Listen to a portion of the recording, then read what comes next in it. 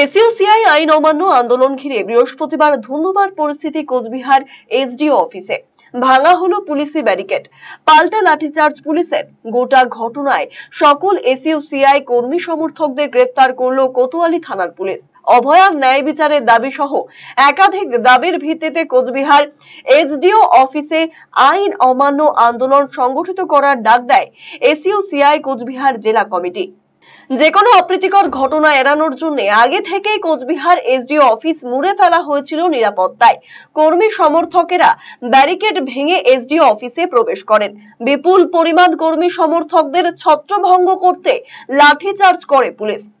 এরপর আন্দোলনের শেষে সকল এসইউসিআই কর্মী সমর্থকদের গ্রেফতার করে কোতোয়ালি থানায় নিয়ে আসা হয়।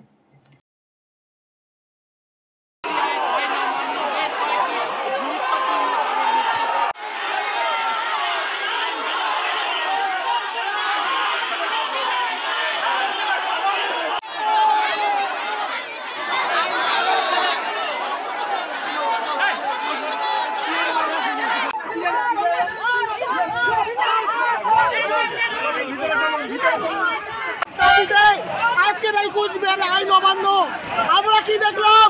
এটা ঘোষিত আইন অমান্য, সরকার প্রশাসন তাদের উপযুক্ত ব্যবস্থা না করে আইন অমান্যকারীদের উপর হেনস্থা করলো, আক্রমণ করলো, তারা লাঠিচার্জ করলো, কিন্তু তারা উপযুক্ত পরিমাণে গ্রেপ্তারের ব্যবস্থা তারা করলো না।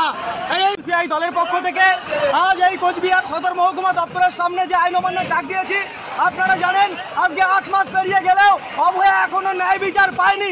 অভয়ার ন্যায় বিচারের দাবিতে এবং কোচবিহারের এই ফাঁসির ঘাটের সেতু নির্মাণের দাবিতে এবং ওই বামুনহাট থেকে শিলিগুড়ি পর্যন্ত ভায়া ফালাকাটা ইলেকট্রিক ট্রেন চালুর দাবিতে, এছাড়া আজকে সারের কালোবাজারের বিরুদ্ধে আজকে যেভাবে সমাজ পরিবেশে আমরা দেখছি হুমকির রাজনীতি আমরা দেখতে পাচ্ছি, ওই খুন ধর্ষণ রাহাজানি, এর বিরুদ্ধে আজকের এই আইন অমান্য কর্মসূচি, আমাদের ঘোষিত আইন অমান্য কর্মসূচি, রাজ্যের সমস্ত জেলায় জেলায় আইন অমান্য কর্মসূচি। আমরা দেখলাম পুলিশ যেখানে অপরাধীদের খুঁজে পায় না, অপরাধীদের ধরতে পায় না, কোনো বিচার দিতে পারে না, সেখানে আমরা দেখলাম শান্তিপূর্ণ আইন অমান্যকারীদের, আন্দোলনকারীদের উপর নির্মমভাবে আক্রমণ করলো। তারা লাঠিচার্জ করেছে, তারা অনেককে আহত করেছে। আমরা এই ঘটনা